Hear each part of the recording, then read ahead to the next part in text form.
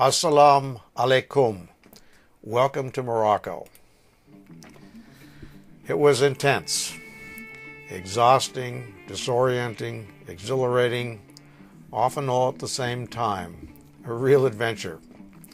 As you can see, we covered most of the country, from the cities to the mountains to the desert to the seacoast.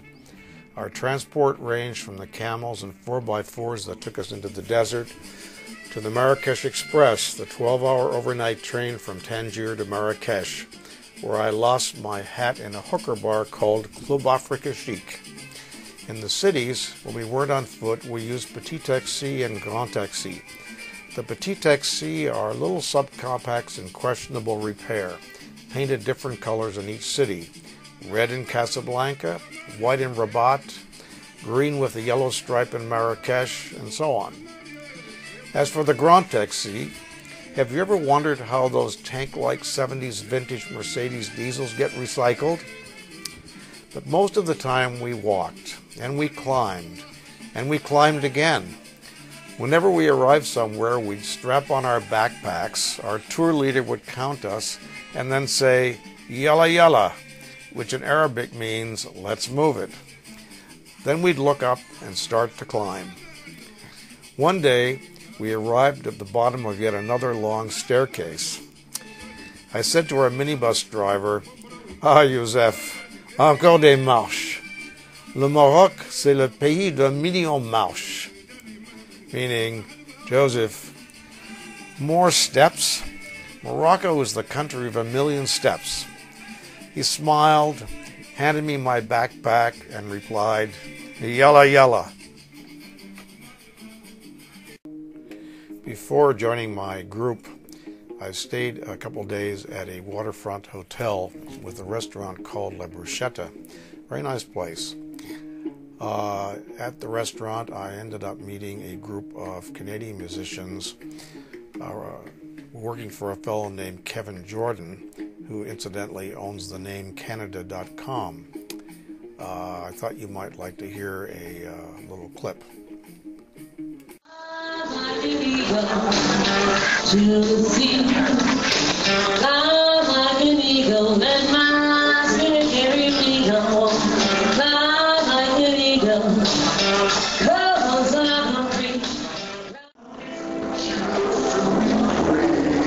Armstrong and Casablanca. Get this. These guys are good. They're Canadians. Casablanca is a big, noisy, smelly city, except along the waterfront, which is really very pleasant.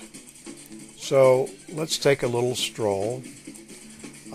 Maybe at a certain point we might be able to find a little Alsatian restaurant, that's what I'm looking for, and enjoy a glass of a local Moroccan wine called GuissoMoroccoDiary. Wines here typically are always served with olives.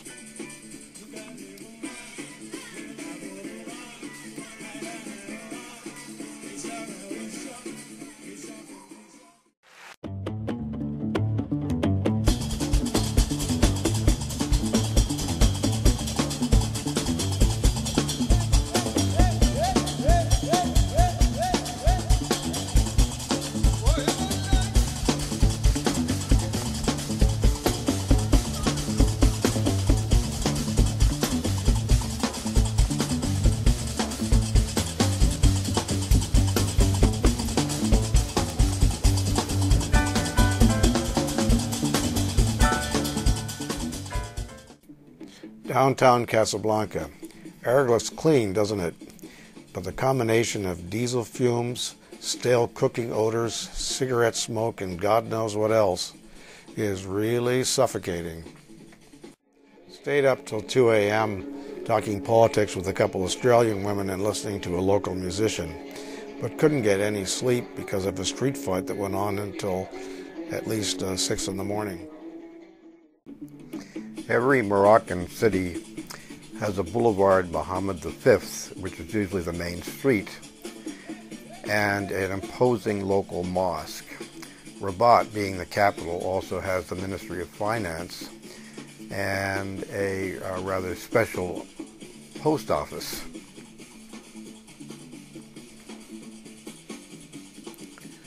Little market in the Medina. We're about to enter the Medina.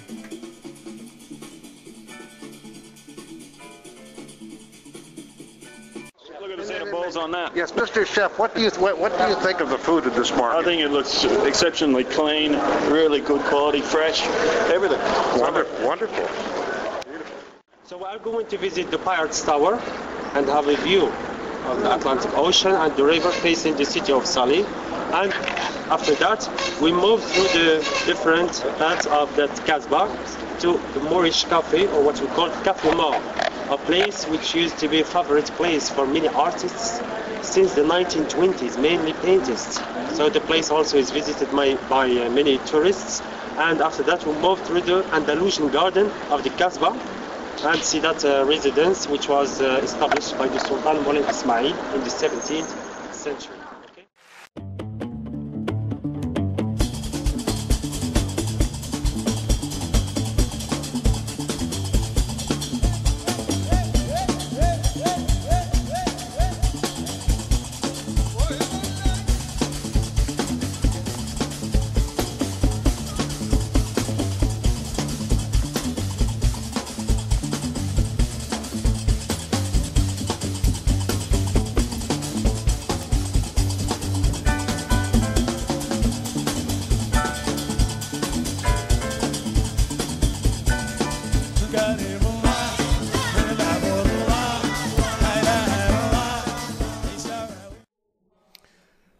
Had a great conversation with a Moroccan university student who spoke excellent French.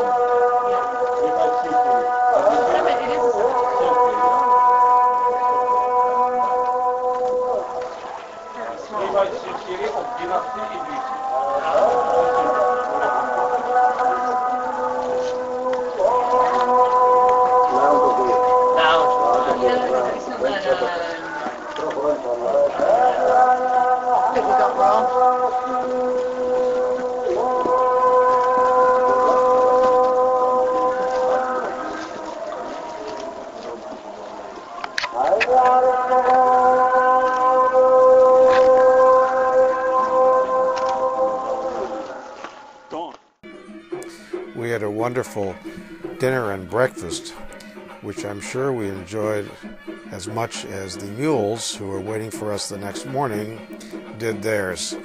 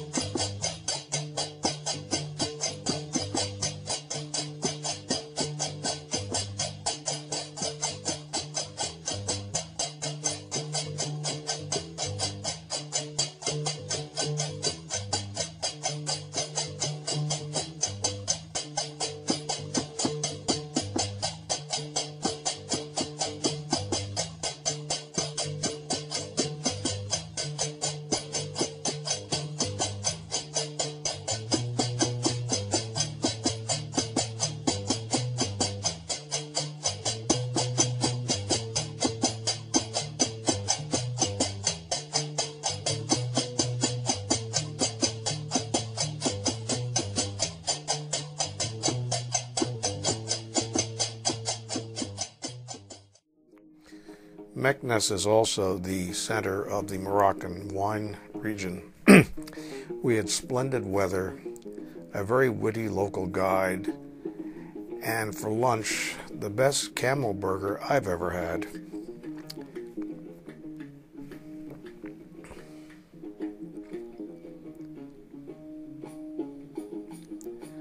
The lighting in the stables is simply amazing. You have to experience it. There's Abdul, our local guide.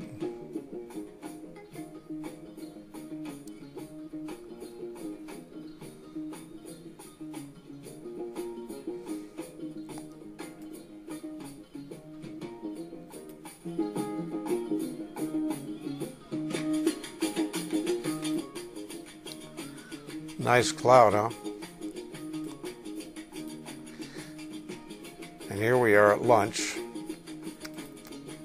waiting for that camel burger.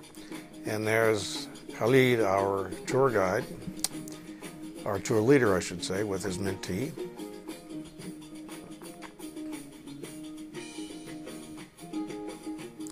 Some of the doors are totally amazing.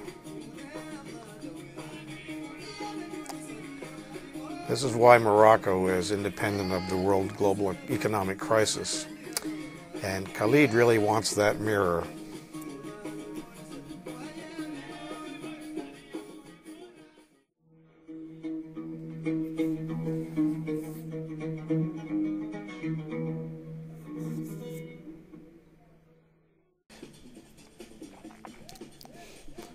The Royal Palace in Fez encloses 82 hectares with a full 18-hole golf course. Our local guide, Hakima, takes us to an overlook where we get a good view of the Medina here. You can see how dense it is. It's going to be a very full day, believe me. We're going to see the ceramic factory, the tannery, the fabric factory, the carpet factory, not necessarily in that order, I guess. But there's a lot of walking and the streets are very narrow. And it starts to rain about 10 o'clock and we're trudging through the mud. And the mules are trying to get by with those big baskets on their backs. What an ordeal. But on the other hand, it's one of those kind of things where you work for it and it's so rewarding. Amazing experience.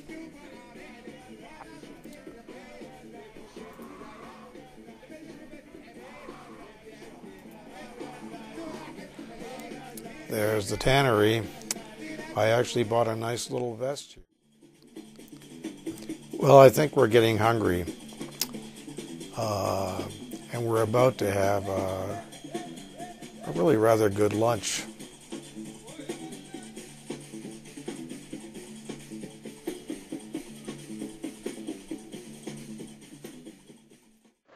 Well, we've just finished a really wonderful Moroccan lunch here for the princely sum of about 60 dirhams. I guess that's probably $6, including all the bread we can eat, cooked salad, kefta, water,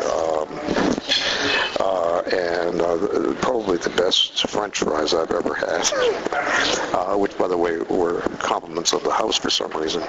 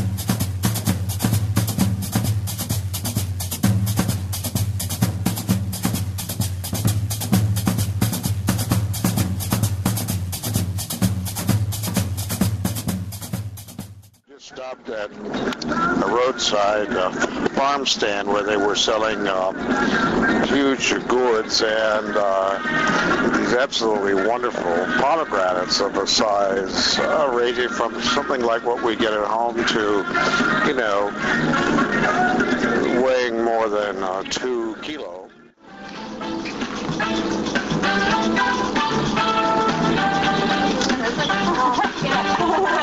He's copying his homework again. He dropped his homework. Making his homework. We did the same as well.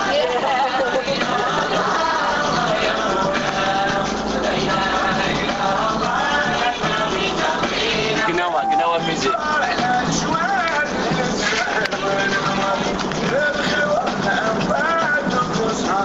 Recording the soundtrack for my little video production here.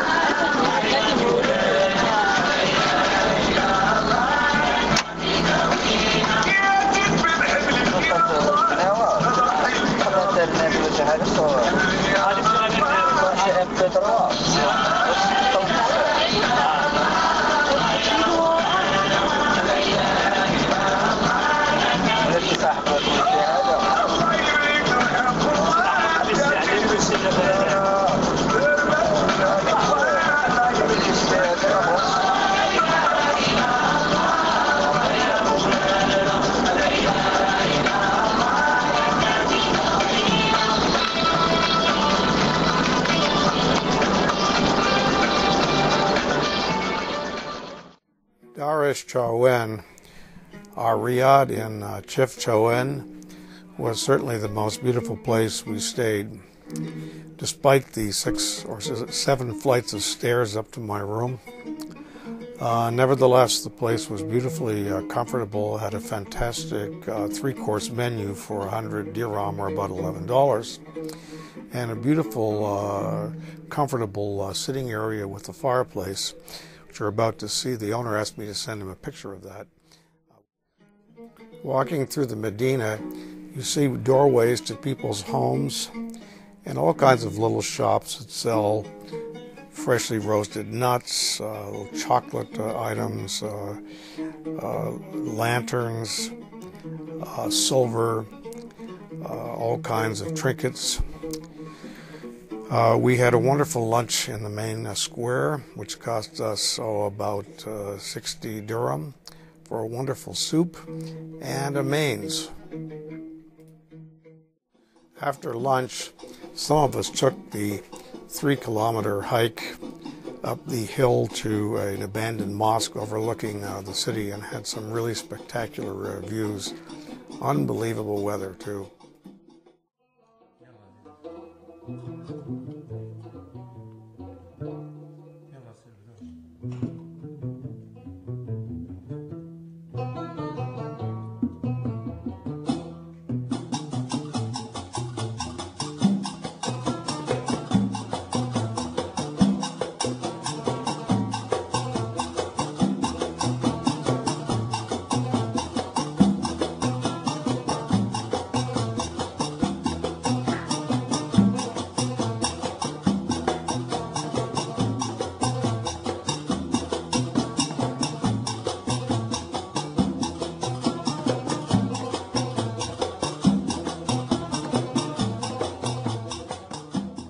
Scenic route we took, it was one of the best thrill rides ever.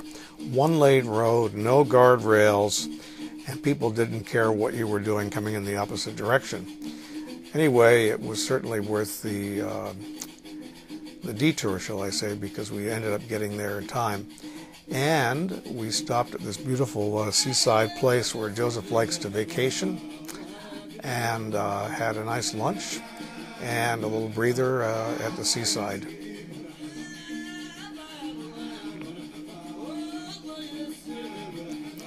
Then we headed off on the road to Tangier on the coastal road, but not before we had a chance to have a little picture. Joseph is really proud of his minivan. The overnight train to Marrakesh was extremely comfortable. We had a sleeping compartment with 4 couchettes, which was really very clean, had nice sheets, And certainly it was cleaner than our somewhat questionable accommodation in Marrakesh, Hotel de la Manara, which looked beautiful from the outside, but was quite another story on the inside. Anyhow, it was close to a nifty little cyber park.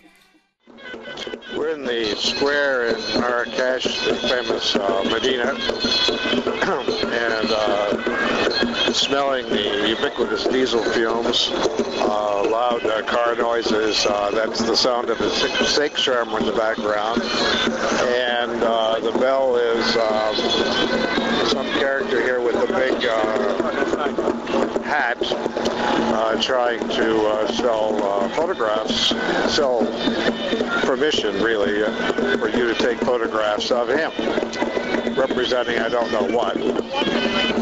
But anyway, it is sort of a madhouse. Apparently it looks better at night, and I can certainly see why.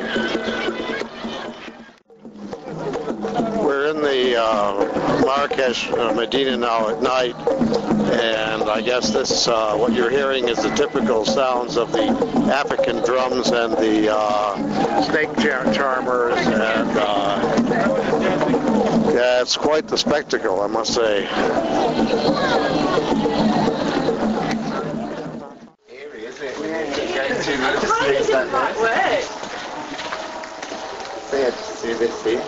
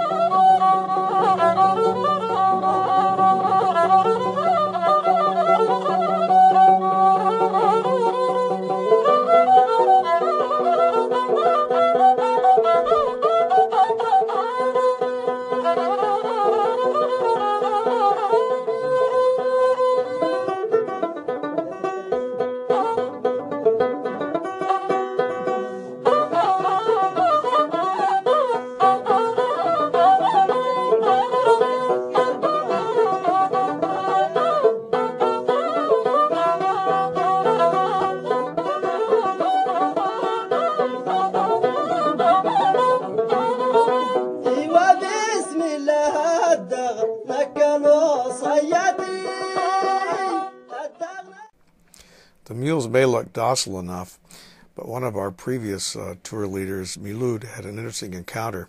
Steve tells us about it. So how did it happen again? Yeah, he tried to jump me, show off, and jump onto the back of the mule. And it said, no, none of that, man. Where did it kick him? Kicked him in the knackers, yeah. Oh my God.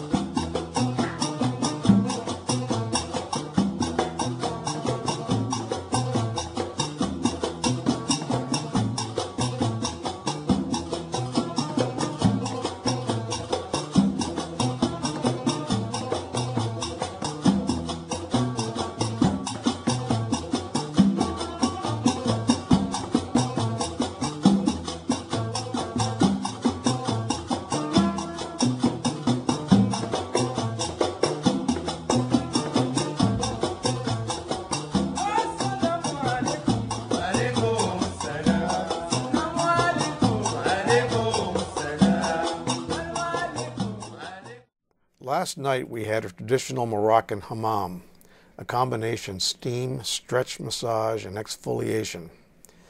The masseur leads you into a room where males of every generation are doing each other. He douses you with scalding water and then lathers you with an olive-based black soap that penetrates the skin. Now he rolls you over on your stomach, sits on your back, and starts to stretch your arms from the shoulders to the wrists, as if trying to pull them out of their sockets.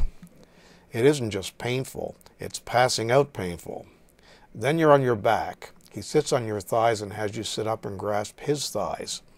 He reaches his legs back under your arms, must be double jointed, and pulls, stretching your back and spine to the limit. Ouch! After a few more excruciating stretches, he takes a rough glove called a gome and rubs you down, removing the soap along with the top 10 layers of your skin. Then a couple more buckets of scalding hot water. We're not done yet. He leads you into another room where you put your hands up against the wall. He throws buckets of hot and cold water at you with tremendous force. It's like getting punched in the kidneys. Then you turn around for more of the same. A little better because this time at least you can see it coming. Now repeat. We get dressed and walk through the snow in total darkness, except for the starlight and my little keychain LED. Hey Steve, do you have any more of that Johnny Walker left? The weather is unseasonably cold. One of the diners at our lunch stop says he hadn't seen anything like that in 25 years. I must say those jalabas look pretty inviting. Sure wish I hadn't left my hat in that hooker bar in Marrakesh. Anyway, after we cross the pass, I think we're in for a little bit warmer weather. We just left the town of Eureka, where it was market day, so it took quite a little while to get the transportation through. Yeah, we're here at 8 Benedou.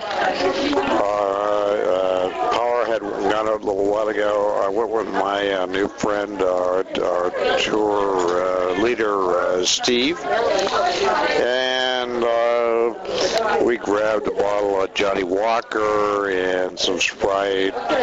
We got away from the group. We went to a hotel around the corner where he knows a bunch of guys. We had the most fantastic talk with like the bus driver and another tour guy in Morocco, and they all think like me that Bush is a piece of shit, you know, and they're so happy that Obama is going to get elected, we hope. I'm not sure if everybody is aware that 8 Benedou is famous because it was the backdrop for a number of movies such as The Jewel of the Nile, Lawrence of Arabia, Jesus of Nazareth, The Last Temptation of Christ, Kundun, The Mummy, The Gladiator, and Alexander.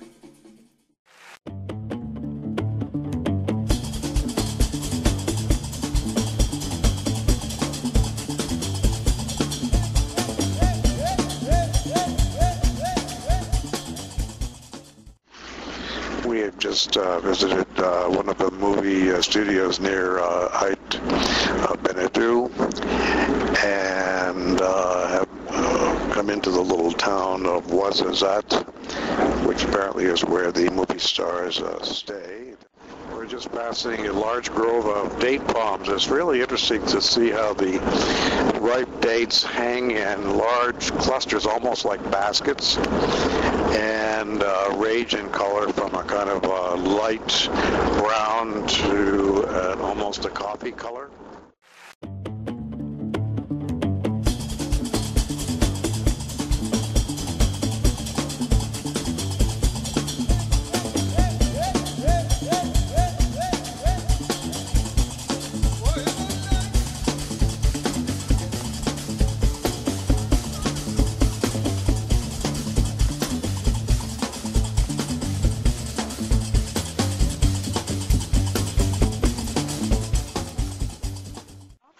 Many students, they come all from Morocco. We come in here to study Quran 1 year, and then we go to Marrakesh, and then we finish in Fez. If you know about the school Karawin in Fez. Yes, yes. Yeah, and we have many students, about 20 years. We come in here in this Quranic school to study just the Quran, to become Imam, Muazzin, and Avocat, you know. And now we'll go to say the library. Then we have 4,000 books. Old books, it's written by Ghazal Skin. But not Ghazal about for to Quran, commentary du Quran, généalogique de Prophet Muhammad, family tree, Muhammad, Arabic dictionary, Quranic law, literature, poetry, history Egypt in Cairo, history Lazarus Berber poetry by hand Arabic, dictionary, Turkish Arabic, astronomy, mathematics, medicine, botanic. 4,000 books by hand. Alors, look, Yes. Look, most of this one, most of the Quran says gazelle skin gazelle. تكوني gazelle skin.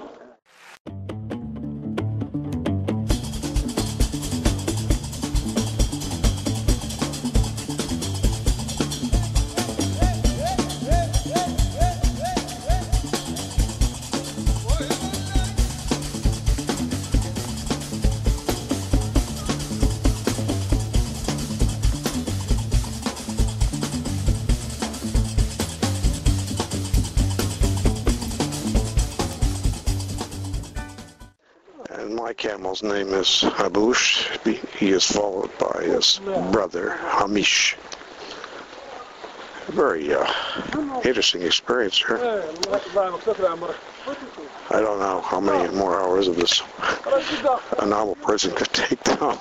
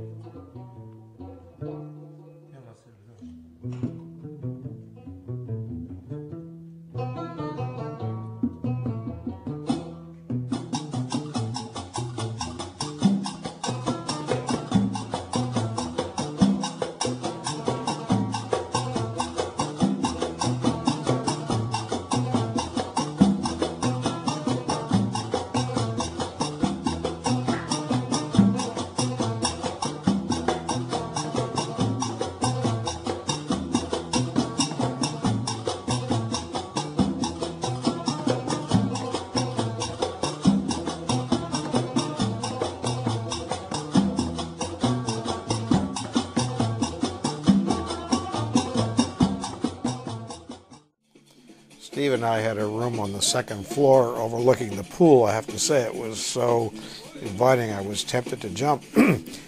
So we took a little tour around the town at night. We stopped for a drink at the Palais Salam, a very high polite hotel downtown. And after that we had a very nice late dinner in the hotel. It was one of the more pleasant, relaxing experiences of the entire trip, I have to say. It's Thursday morning in Taradant, and we're riding in a petite calèche. It's a little horse-drawn vehicle. We're going to take a little tour around the walls. It's kind of interesting because it's early in the morning and the city is just waking up, and you see people, bringing their little goods to their stalls. And riding in our calèche, I have noticed in Taradant here several donkey carts driven by young boys, probably 12 years old, sitting on wagons full of garbage. It looks to me like this must be the city's garbage collection system. We had stopped at a supermarket, and picked up some picnic makings, baguette, cold meats, cheeses, and a cake for Kathy's birthday, chocolate of course. It was her 50th, so a pretty big occasion. And I have to say, we actually got it together to sing happy birthday.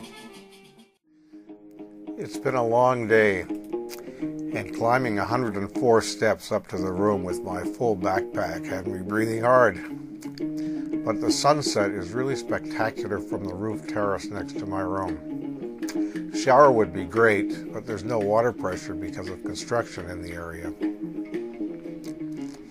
Next day, we follow a local guide named Rashida, who speaks fluent French and very good English. She has a doctorate in African studies from the Sorbonne and is a Moroccan feminist who really knows her politics. She makes sure everybody is aware that women didn't have the vote in Morocco until 1972. Of all the places we've seen in Morocco, Essaouira would be my choice to live. What's not to like? Beautiful waterfront, everything within walking distance, pedestrian-friendly streets, no rushing traffic, a higher concentration of restaurants than New York City, and the best Berber massage on the planet. 2 hours for only 35 euros. Not to mention the great local hammam.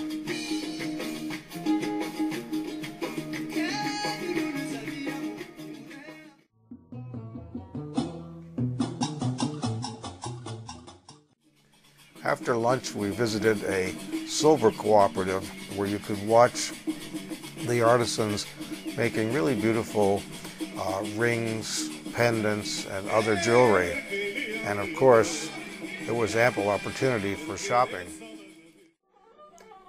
Essaouira is famous for its fresh fish and bargain fresh meals at the waterfront stalls, which are government regulated.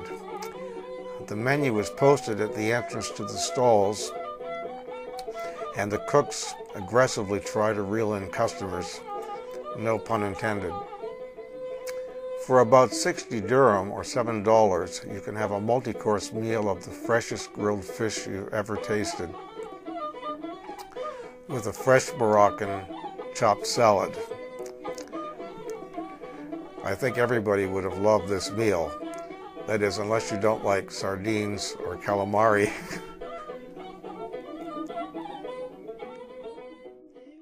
One for them and one for Steve. One for you, one for me, one for you. One for you, 3 for me. So I ended up with like sort of 12 bowls of wine, like a couple of boxes of wine at the end. So that kept me going on my time off. 11 of us went on a wine tour last year to New South Wales, up to this kind of regional area, and we had this trailer, I think it was 2 ton, and we came back and this thing was packed to the rafters. We'd been on a wine tour for about a week and it was absolutely chockers.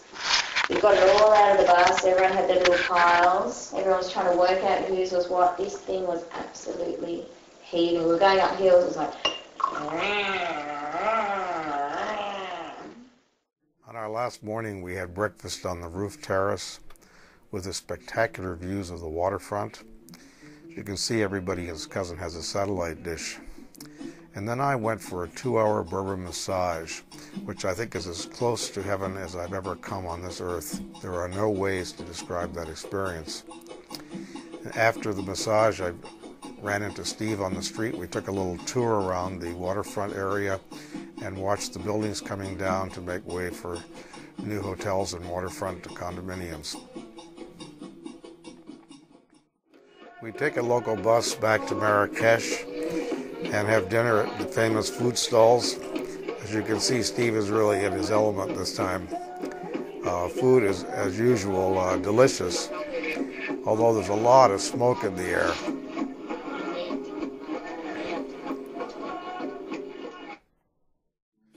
I spent my last night at the Ibis Hotel next to the Marrakesh train station, which, by the way, is quite an architectural marvel. The room was spotless, had a great shower and a clean bed. In fact, it was a feather bed, just like what I have at home. Steve had an extra day, so we had dinner and then explored the area, scoping out the local watering holes. Nice relaxing evening before taking the train to the Casablanca airport the next morning. Also, what a pleasure to wake up and pick up the newspaper and to read about the victory of our friend Barack Obama. I get to the Casablanca airport around 6, but the business lounge doesn't open until 11, so I'm stuck in airport wasteland for 5 hours. I just need to get numb. I arrive at my hotel around 7 a.m. but can't check in that early. However, they have an exercise room with showers on the 4th floor, so I sneak up and take a shower. Then I have breakfast, walk a couple blocks to the nearest ATM machine, and finally check in around 11. The room is everything one would expect from a premium German chain. Spotless, spacious, and comfortable. Even had a plasma TV. I take a 2-hour nap and then walk into downtown Frankfurt, only about 20 minutes from the hotel. I pick up a couple bottles of Riesling and come back to the hotel for dinner. The restaurant is surprisingly good, excellent, fresh food prepared with care and served by professional waitstaff. This is the place to come, by the way, if you like fresh tea. The hotel has a small but very comfortable lobby bar managed by Mario, who is a great talker. You should have heard his reaction when a couple of Brits walked in and ordered shibboleths on the rocks. Hope they didn't understand German or just weren't listening.